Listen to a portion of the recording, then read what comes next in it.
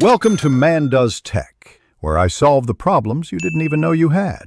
In this video, I will explain how to make non-alcoholic kombucha. We'll start by understanding the initial fermentation, then move on to techniques for keeping alcohol levels minimal. You'll learn how to create fantastic flavors during the second fermentation, and finally, I'll share some essential tips to ensure your homemade kombucha is consistently low in alcohol and wonderfully refreshing. Let's get brewing. For your primary fermentation, begin with a healthy, active SCOBY and about 2 cups of strong starter tea.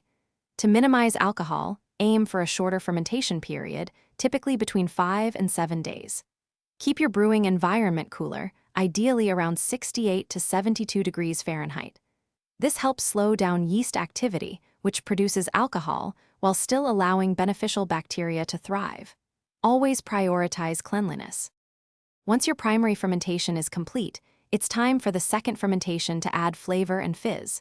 Transfer your kombucha to airtight bottles, adding about 1/4 to 1/2 cup of your chosen fruit, juice, or herbs per 16-ounce bottle.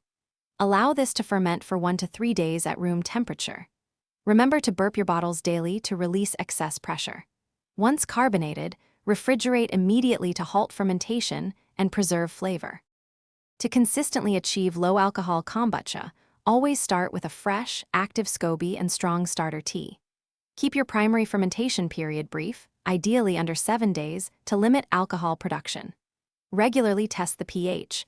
A range of 2.5 to 3.5 indicates a good balance. If you're still concerned, you can dilute your finished kombucha with water, sparkling water, or juice before serving. Enjoy your delicious, low-alcohol brew. Thanks for watching. If you found this helpful, don't forget to like and subscribe.